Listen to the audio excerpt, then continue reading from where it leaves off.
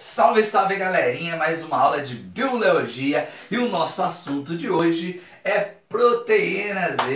Proteína para você que tomou seu cafezinho da manhã e teve um vinho mexido, para você que vai comer hoje um peixinho grelhado na hora do almoço. Isso são formas de ingestão de proteína. E muito bem, aqui nós temos as proteínas conhecidas como polímeros, poli de muito aminoácido, é isso que é formado a nossa proteína, são formadas por aminoácidos, onde eles fazem diversas funções dentro do nosso organismo. Um dos exemplos nós temos a nossa amiga hemoglobina, essa proteína que está em conjunto com as suas hemácias para realizar o transporte dentro do seu sistema vascular fechado, onde ele transporta gases, onde ele transporta nutrientes. Também temos um cara aqui chamado de anticorpos, já deve ter ouvido falar em anticorpos no combate aí de vírus, bactérias, corpos estranhos que entram dentro do seu organismo. O anticorpo também é uma proteína de proteção. Quando a gente estuda também, galerinha, lá na formação dos cromossomos, conhecido como heterocromatina,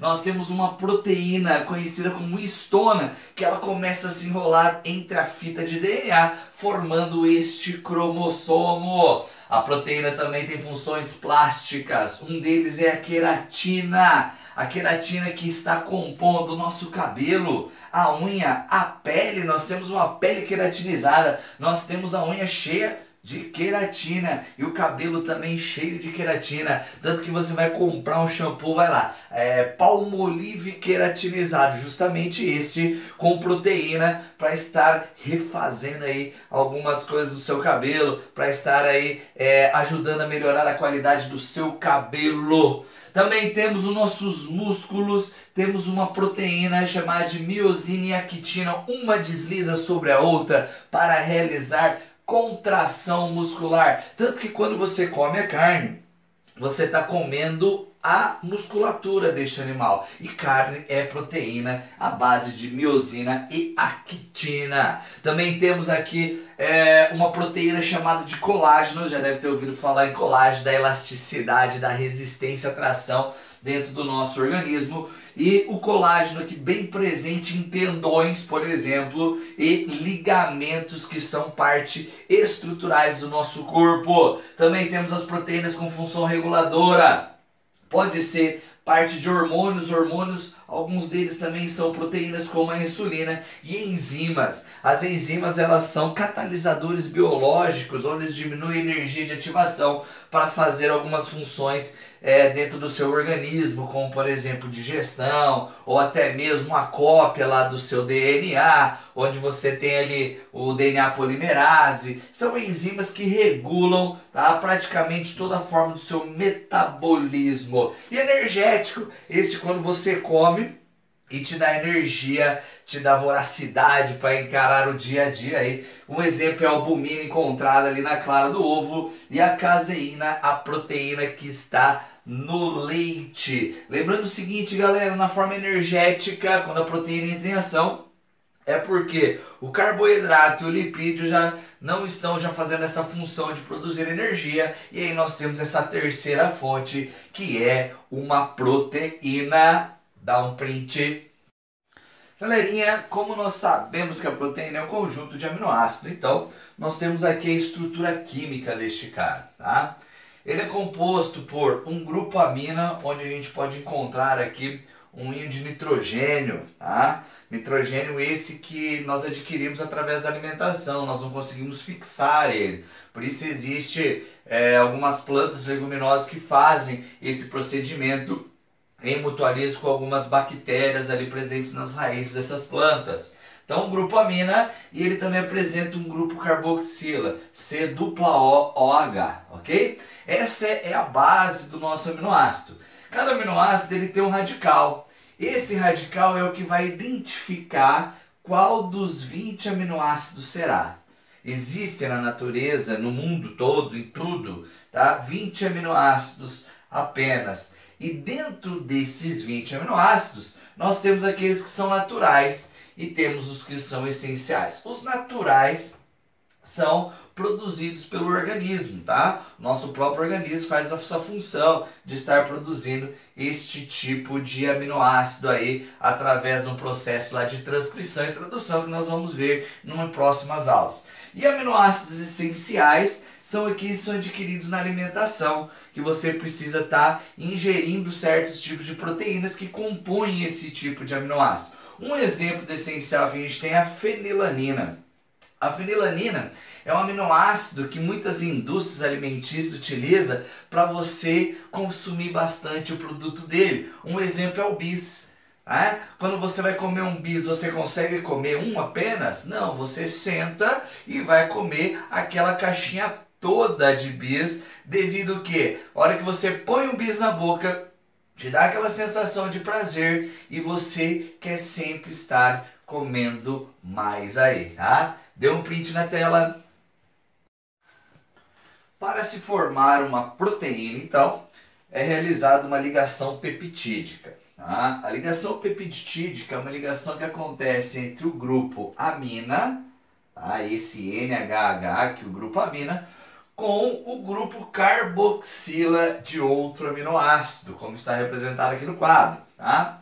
Então, como eu fiz aqui, ó, coloquei um aminoácido na cor preta aqui, um aminoácido na cor vermelha e um aminoácido aqui na cor azul. Tá? Neste caso nós temos 3 aminoácidos, mas na natureza existem proteínas que têm 1.800 aminoácidos, 20.000 aminoácidos, 15 aminoácidos. Ele varia muito essa questão de quantidade de aminoácidos para formar uma proteína, por isso nós temos tantas proteínas diferentes neste mundão velho de guerra. Tá? Então aqui é o seguinte, acabei de ligar o OH, tá? Ligamos o OH do grupo carboxila com o H do grupo amina. Olha só, 2 hidrogênios e 1 oxigênio.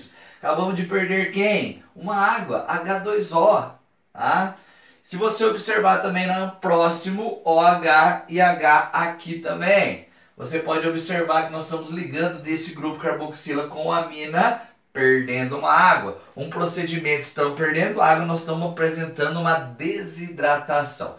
Fique esperto, galerinha, porque eu já vi questões de vestibulares, eles pedindo o seguinte: se eu tenho 3 aminoácidos, quantas ligações iremos ter? Apenas 2, tá? Então, o número de ligação é igual à quantidade dos aminoácidos menos 1.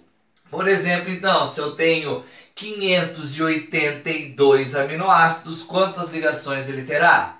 581. Sempre tira um deles para você ter o número de ligação, tá? Fique esperto que questões de vestibulares e questões da sua prova pode estar presente uma dessa, beleza? Aqui embaixo eu coloquei agora ele sem a água, né? Como ele perdeu nessa ligação peptídica entre o OH do grupo carboxila com o H do grupo amina, aqui está representado essa proteína, né? Porque já se ligou entre seus aminoácidos. E a gente pode observar que o nitrogênio que estava aqui quando ele perdeu o hidrogênio, ele pega e se liga com o carbono. Tá? E, consequentemente, nos outros também, esse nitrogênio se liga com carbono e você se liga aí também. Em relação à estrutura das proteínas, nós temos 4 tipos de estrutura: primária, secundária, terciária e quaternária, ok? Galera, na primária, nós temos uma sequência de aminoácidos que são mantidos por ligações peptídicas. No exemplo, eu coloquei valines, leucina e serina, tá? E essas ligações é apenas ligação peptídica, tá? Ela é uma forma de uma estrutura indestrutível, a princípio, tá? E essas ligações peptídicas que formam esse conjunto de aminoácidos. Na secundária a gente tem em forma helicoidal, tá bom? Isso aqui a gente encontra, por exemplo, no colágeno, essa proteína da elasticidade, tá? E as ligações que ela realiza, ó, é ligação peptídicas e pontes de hidrogênio, tá? Por isso secundária também, vendo com essas 2 ligações, podemos fazer essa relação, tá? Já na estrutura da proteína terciária, nós temos as trações em pontos da cadeia, ok? Eles fazem ligação peptídica, ponte de hidrogênio. E no caso, por exemplo, do aminoácido cisteína, se eu tenho dois aminoácidos cisteína, onde eles têm na sua composição química enxofre, eles realizam uma terceira ligação, neste caso chamada de ligação disulfeto. Já na quaternária, associações da cadeia polipeptídicas, onde você tem um emaranhado de vários tipos de terciárias, ó, tanto que eu representei em cores diferentes. Vermelho, um tipo de terciária, a preto, outro tipo de terciária, azul, outro tipo de terciária, e eles se associam a essas cadeias, né? Por exemplo, na hemoglobina, que apresenta essa estrutura quaternária, nós temos uma ligação M, né, essa quarta ligação, onde consegue associar todas essas cadeias aí para vocês. Galerinha, aqui para vocês agora desnaturação proteica. E aqui está representada uma estrutura terciária, a qual se formou em estrutura primária. Lembrando que a primária não se desnatura, mas a terciária pode acontecer essa desnaturação. Pode observar aqui no formato, ela estava todo emaranhado, e agora após essa desnaturação, ou por fator de temperatura ou por fator de pH, ela modificou o seu formato, a sua estrutura, ok? Pois bem, os dois fatores principais de desnaturação é temperatura e pH. Um exemplo, chapinha de cabelo. No nosso cabelo nós temos a proteína chamada de queratina. E quando você faz a chapinha, você passa aquela lâmina quente no seu cabelo. Essa queratina, ela modifica a sua estrutura e um cabelo qual estava enrolado agora fica liso. Tá? Se você pegar um ovo fritado, você pega o ovo, ele tá ovo cru, ele está naquela forma coloidal ainda, né? A hora que você esquenta ele, põe ele na frigideira ou vai cozinhar ele, você aumentando a temperatura dessa proteína presente nele, que é a albumina, ela modifica essa estrutura, tá? E a febre, galera, a febre também pode ser perigosa para nós, exatamente. Às vezes febre muito alta pode estar desnaturando algumas proteínas do seu organismo, como por exemplo, desnaturar uma enzima. Toda enzima é uma proteína, iremos ter aulas sobre enzimas. Porém, essa enzima, quando ela é desnaturada, a pessoa, por exemplo, depois de uma febre, pode começar a ter a tolerância à lactose, pela febre, essa temperatura alta tem destruído a enzima lactase, tá? Então, temperatura também é um fator de desnaturação. Temos um outro fator que é o pH. Você pode fazer aí na sua casa. Pega um copinho de leite e espreme um limão, o qual ele é um ácido, tá? E esse leite que a princípio estava líquido, ele começa a ficar meio sólido, fica uma papinha, parecendo um gorfo de criança. Gorfo de criança é um tipo de desnaturação proteica também, por que não? Né? A criança toma o leite materno, cai lá no estômago dessa criança, enzima renina trabalhando, pH 2 ali do suco gástrico, faz com que esse leite da criança, ele destrua algumas proteínas, como a caseína que está presente no leite, e faz com que ele seja desnaturado. Para quem já tomou uma vomitada de criança, já viu aquelas partes sólidas.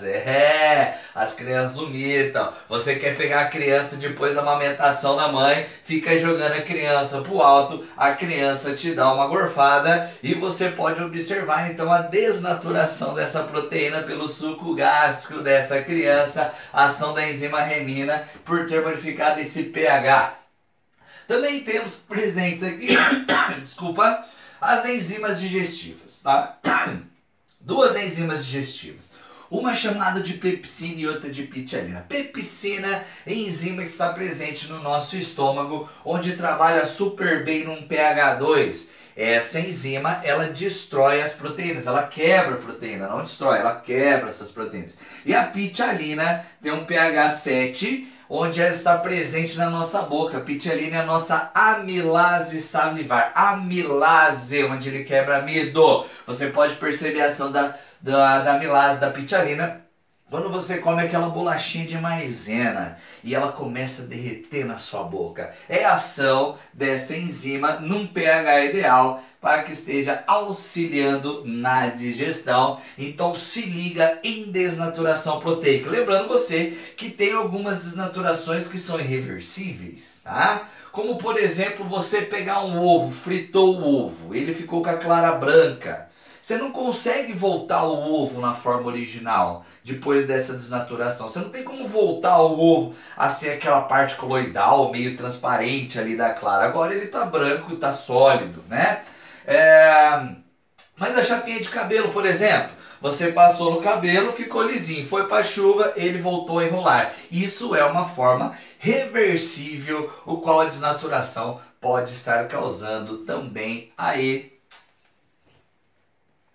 Galerinha, finalizando mais essa metodologia didática e pedagógica para vocês, peço que se inscreva no nosso canal Biologia, segue a gente no Instagram Biologia_oficial, fique por dentro de mais dicas que virá e mais aulas que terá por aí, e agradecendo toda a sua atenção, todo o seu carinho e toda aquela boa energia para que você vá bem nos seus estudos, para que você consiga vencer os seus objetivos. Muito obrigado, meus queridos!